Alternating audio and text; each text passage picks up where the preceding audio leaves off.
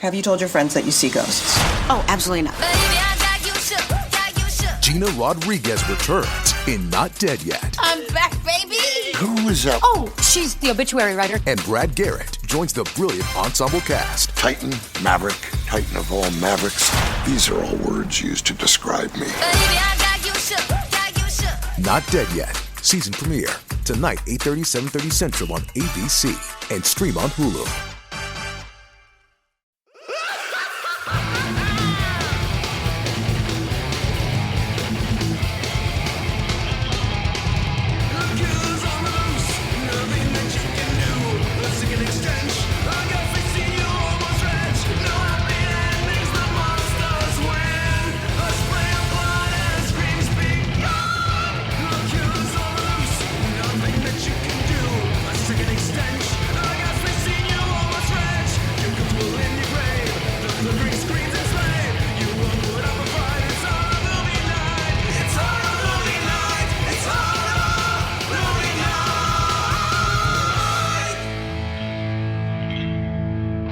Welcome, everyone, to another episode of Growing Up Kelly. I am your host, Scott, because, who else is going to host if I'm going to be asking Matt and Brian, the Kelly bros, about about their embarrassing childhood. So, in honor of the greatest season of the year, Halloween, I'm going to ask the two boys that you love the most about not me. I don't love you guys, but the listeners do, or else they wouldn't come back for more punishment every week. Oh wait, I do too. Anyway, so guys, we need to talk about your Halloween costumes. Give me what I want is for you to start out with your best childhood Halloween costume experience. But get ready, because we're going to do the inverse after that. So I heard somebody inhale. I feel like, Matt, your story is going to be less embarrassing than Brian's, because Probably. Brian is a sad sap, and all of his stories are so sad. So, Matt, what was your best Halloween costume / Halloween costume experience growing up as a Kelly? So we got to start off, and Brian can probably back this up pretty easily, but the Kelly family does Halloween pretty fucking hard. It doesn't extend that much into like the cousins and the uncles and aunts, but like the primary like father, mother, Brian, me, and two sisters, like we are all about the Halloween every year. So ever since I was a kid, my parents would like kind of give us free reign to like design and craft our costumes, like as young as we were able to come up with something. So my favorite costume from my childhood was, we would walk around the Halloween. I think at the time it was Halloween Adventure. Now it's all Spirit Halloween. We walk around the Halloween Adventure behind our house, and I would just find the creepiest masks that I could. And I remember there was this one that I bought, and it was this blue monster face that was just screaming, and it only had like one or two teeth, and it was all like slashed up and scarred. And I'm talking like I was in maybe second grade, and we buy this mask, and my mom's like, all right, so we got the mask, like what is the rest of the costume? And I was like, I want to be a monster that was chained up in a dungeon and escaped. So we like got a bunch of clothes and we tore them all up, and it was all tattered and ripped. And then my mom found like chains, and she didn't find like fake plastic chains. She found like legit ass heavy metal chains, and just wrapped me up in these chains, and we put shackles on my hands. And I just walked around like the school dance dressed like that, and came in third place in the costume contest. That sounds like a pretty cool costume. Pretty cool. The kid who beat me was this fat kid who made a robot costume, and it was, you know what, pretty cool too, actually, because he made it himself. Well, what does it matter that he was a fat kid, Matt? What are you trying to say, fat shamer? He was just a very portly robot. So what could have been my favorite costume, but then, because I have to encompass it for how the whole day pans out. And what could have been my favorite costume was in preschool when I had this Frankenstein costume, but like the eyes were screened, so you actually couldn't see where the eye holes were, but they're at the top of the head. So the head hung like really low on my tiny body. But my mom was on our way to take me to preschool, which is like literally a stone's throw from our house. And she goes, "Oh, I got to run inside real quick." So I'm waiting. I got my baby sister in the backseat, and I go, "What is the holdup? You know what? Fuck this. Driving's not hard. Let me go." So I climbed in the front seat. I said, "Okay, what's the first thing they do? All right, I think I just got to grab this little thing and pull it back." So I pulled it back, reverse, bam, smacked right into my neighbor's car. Just boom. And boy, oh boy, I was in a lot of trouble. But like Matt said, the Kellys do Halloween hard. So like they're not going to not let me go trick-or-treating. So I still got to go trick-or-treating, which is pretty cool. Thank you, Donna. But probably my favorite one was this skull. It pretty much was a Grim Reaper. And it was a skull. And like I said, we were always like, we took Halloween very seriously. So masks that kind of got played out down the line, like I was in like the generation of like when masks were doing more things than just being masks. And I was one of the only people I ever saw with this mask, but it was just a skull. But I was holding a heart. And when I squeezed the heart, blood would run down its face. And I thought it was so cool. And that was my favorite Halloween costume.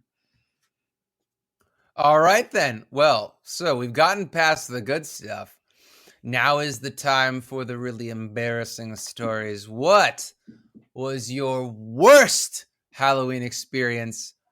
But please try and make it funny. I don't want any murders. I don't want any sexual assaults, stuff like that. So, Matt.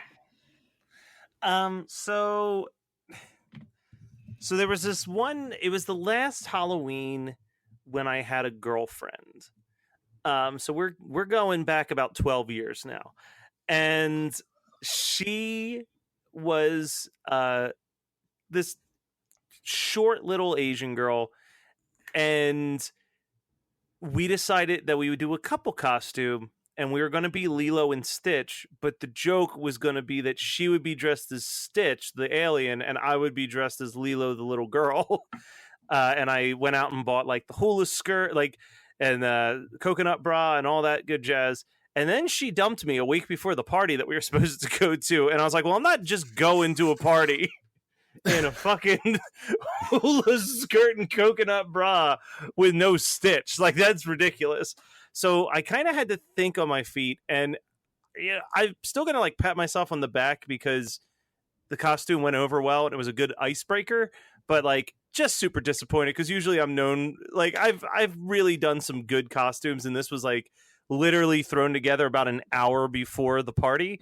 Is I went to Walmart and I bought this 6XL shirt, like this massive white shirt, and then I punched holes in it and got some string and some markers, and I tied the markers so they were all dangling from the shirt, and then I let people draw on me because I was a work in progress.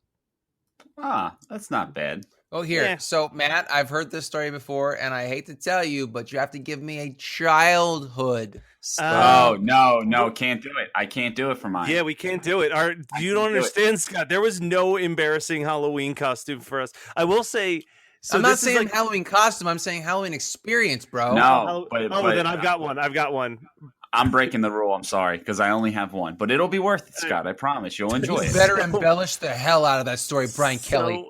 So this one is like kind of more of a Matt Kelly is not a badass kind of story. So I was probably like 6 or 7, and I was a werewolf because, werewolves are cool. And it was a really, like, again, my mom and dad always were great with like building these homemade costumes. So they took an old like Mountaineers shirt, and they just cut it up. And then my mom bought a bunch of fake fur and like glued it into random spots of the shirt and like ripped it, like put like a fake chest in there and put like a hairy chest in the middle of it. And then she got like old work gloves and covered them. She bought like fake fingers, like sharp claw fingers, like witch fingers, and she put them on the glove and then glued a bunch of the fake fur all over the glove so it looked like this big like werewolf claw. And then we got like a really good werewolf mask. And I was loving that I was this little werewolf. Like I was so excited. And we were hanging out at my grandmom's house after a good chunk of trick-or-treating.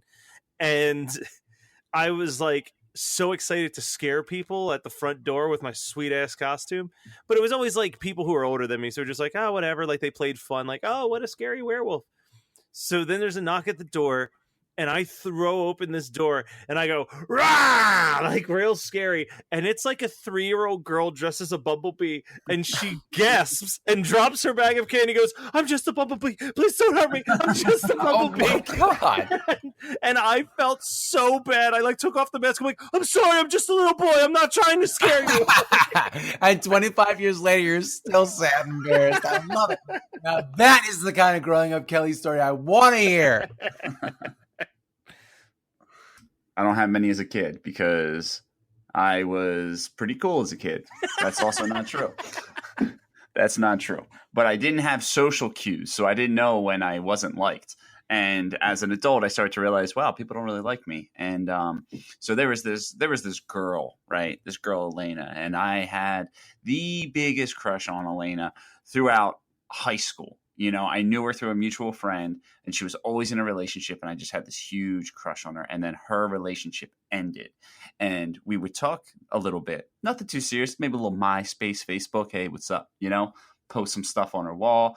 And she was like, "There's a try to like mac it up in her instant DMs. in her DMs," because I'm pretty sure that if you go back to the Bugged episode, if we're speaking candidly and honestly and not doing it bit, I always was the guy that was like, always made sure I set myself up, was like, I'm just being a pal, you know, unless, you know, you're not being a pal and we can maybe, you know.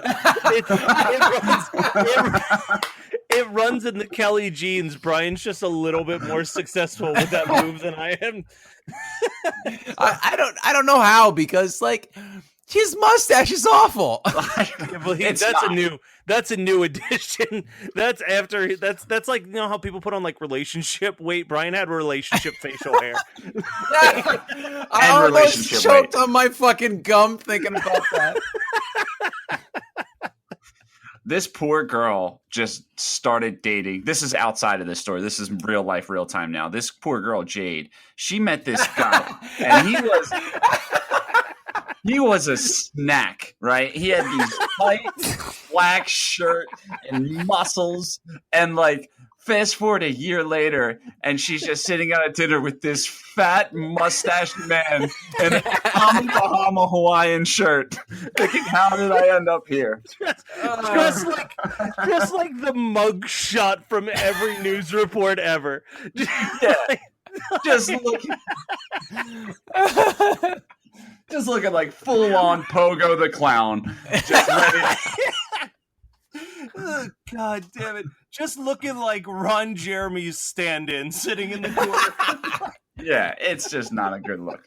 Okay, so back to me. I was about 110 pounds. I was on drugs. And this girl was like, you know, why don't you come to this Halloween party? And I got really excited. I was like, I need a costume. But like I said, I spent all my money on drugs. So I said, hey, Mom, can I get some money to buy a Halloween costume? I'm 21 years old. And she was like, yeah, sure. So she paid for her 21-year-old son to go get a Halloween costume. And I was like, all right, Brian, you can't Brian this because you're not cool. So like those goofy, like Winnie the Pooh type outfits that you want to wear, like you got to wear something that's cool, that the kids think is cool, not what you think is cool. So I'm looking and I see a Scarface costume, a white suit, red with the red shirt popping out. And I go, all right, I think kids like Scarface. And it's on the clearance rack. So, because I bought cigarettes and a Red Bull with some of the Halloween money my mom gave me. So Matt, we're gonna show this to your mom. So we're gonna do Scarface, and as soon as I put it on, I look like Ralphie in A Christmas Story when he was wearing the bunny costume, just so sad. And I was like, all right, you know what? You don't know. So we're driving from the suburbs to Philly, and the whole way to Philly, I'm just like, listen, this is cool. You look good. You look cool. You look suave. And I get my confidence up. I finally did it. I got my confidence up, and we get out of my friend's van, and across the street, there are these kids sitting on a stoop, and one kid yells, "Nice suit, faggot." And it just ruined my whole night. I just looked down like Charlie Brown walking and spent the whole night awkward in the corner. Didn't even really talk to the girl. And that was my worst Halloween story. Oh, Can we man. also talk about the time that you got the Green Man suit, but you weren't home yet, and Mom and Dad were like, "Matt, try this on. You're about the same size as Brian." False. And I just ripped the back of that suit so quick. Were you like fucking Chris Farley and Comic Boy? The Green Man suit was great, but that was never for Halloween. That was just for parties. Because it was when that episode first came out on Always Sunny. If you guys watch Always Sunny. But it was the Green Man, and I thought it was so funny, and I used to try to do it at parties. My favorite Halloween costume that I ever remember hearing someone talk about was on Reddit, actually. And they posted a photo, and obviously it's like Reddit, so you don't know how accurate their story is. But if it is true, then it's hysterical. But there was an all-black version of the Green Man suit. And they said, someone just walked into our party wearing this and just started posing behind people, mimicking exactly their movements for 20 minutes, and then just left. And I thought that was fucking amazing. Like, just showing up at a party as someone's shadow and then leaving. That is pretty cool. Especially the leaving after 20 minutes part. That is my dream, to go to a party. And then you just come back. I think that your dream is just never going to a party. Like, So I'm sure Matt, I didn't get a chance to listen to his episode of Disneydos, but I'm sure he brought it up. Another great Kelly Halloween costume was when we all got dressed up in Disney, and my whole family dressed up as Inside Out. But since I don't live in Florida, I'm not part of the family anymore. So I was off to find my own costume. So I was a blue Care Bear, and we were like, this is so great. Like, this is fun. And we walked in to Epcot. And apparently Magic Kingdom is where the children dress up, but Epcot is where normal people our age it's just a day. And I'm telling you, we were the only people in this entire park, including the children that were there. Nobody was wearing a costume. We almost got blacklisted from Disney because people didn't want to wait in the Inside Out line, so they started taking pictures with my family. It was absolutely insane, and I loved every minute of it because my dad was so uncomfortable and miserable the entire night. And he was playing anger, so it worked out If beautifully. he played that role, it was perfect. All right, so the last thing that I feel like needs to be talked about, though, if we're talking about Kelly Halloweens, and obviously we haven't had one of these in a really long time, but it is a focal point, and he's been brought up once or twice before on the show, but we got to talk about Uncle Craig. Like, that was a focal point of Halloween. Uncle Craig was the shit. Yeah. I mean, he seems weird in retrospect now since I haven't seen him in 20 years, but Uncle Craig, just like, Scott, this guy was so good with like electronical engineering and just bought a shit ton of mannequins, and he would take them apart and put like gears in them so that they would move like animatronics, and just would do this gigantic, like, I'm saying it had to have been 40 to 50 animatronic figures in his front lawn for the entire month of October. Like, he found like a really good Linda Blair from The Exorcist mask, and he had a bed out front with her sitting cross-legged, and the head would spin 360 degrees. He had a dude in an electric chair, and the light would go on, the whole body would start to convulse. Like, it was insane, the shit that he built. And his house was like always on the news and in the newspaper, because it was like the spot to go at Halloween, was you got to go to this dude's house and see all the crazy shit that he did. And then he moved to Florida and just sold everything. Huh. Real Good bummer old of a Craig. story. Do you remember when the guy down the street had the Halloween thing, and Yeah. and you went and recorded that video, and you were so proud of it, and then 10 We've years talked about later this you before. 10 years later you popped it on to show someone, and midway through it cut to me and Sean Cox dancing to Tom Jones. Yeah, We you were- taped over my video, you bastard. That's where my copy of Uncle Sam lived. You had to sit through the video that I shot first to get to Uncle Sam. Okay, but it's like getting your own album, because it wasn't like we danced to one Tom Jones song. We danced to his greatest hits. Yeah, you were a weird kid. I went to a Tom Jones concert when I was 13 years old. That was like your first concert, right? Or was it the second? I don't know if it was my second. My first was definitely Aerosmith and Kiss with Dad, which was badass. You saw boobs. I saw boobs. I feel like I've heard that story like so many times. Yeah. But yeah, then you saw Tom Jones. He had Mom taking to Tom Jones. And I saw boobs. Those ladies were throwing their long bras across the stage. Oh man. Hey guys, so here's a story that I want to tell you, but it has nothing to do with Halloween and has everything to do with a bra getting thrown on stage. Yeah, so one time I got to see Zebrahead play live. It was November of 2003, I want to say, and I saw them in Cleveland, and they were playing at this shitty fucking club, and there were a ton of people there, and I was like, how do all these people know Zebrahead? They haven't had like a good record in 5 years, but somebody throws a bra on stage, and they're like, what did they say? It was something like 38A, and they were like, ugh! And they threw it back in the crowd, and I turned to my buddy who I was there with, and I was like, what does that mean? He's like, it means the girl's fat. I was like, I was like 21 years old, had no idea what that meant. Wow. Those mean zebra heads. Yeah. All right, but I think that's it that we've got. I mean, unless you've got more questions. Hey, I'm good. All right. Cool. Hey, guys, thank you so much for telling me your good and bad Halloween costume stories. As always, it's great to learn a little bit more embarrassing history about the Kelly brothers. And, you know, we haven't done one of these in a while, and I think we need to get back to that shit. I'm always down. You know, I love talking about my problems. It's probably my top 2 things to do. Talk about Jade and talk about your problems. Yeah, that's it. That's all I can talk about. Where does talking about movies with us on that list? Like number 15, 35? He doesn't like doing it, but he somehow keeps coming back every week. Weird. Yeah, no, I take out my own issues with myself on movies. That's it. That's why I do this show. I'm like, see, that's why I hate the main character, because he has everyone, but yet feels so alone, and like nobody cares about him. There's a box of tissues on Brian's desk right by the computer, and Jade's like, honey, and he's like, they're for the podcast. And she's like, that doesn't explain anything. Every time she comes in when I'm recording, it's like that scene in Hot Rod.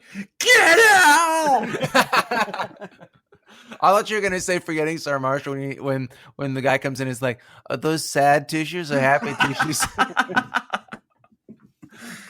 Oh man! If you're gonna do 6 degrees to Beetlejuice, I want to do 6 degrees to forgetting Sarah Marshall. I feel 100%. like your link is gonna be Can't Hardly Wait a whole lot.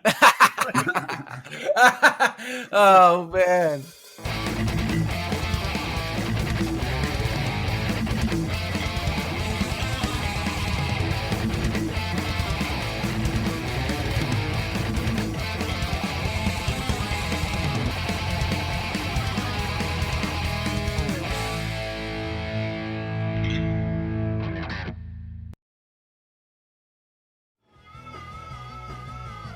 You're listening to the Geekscape Network.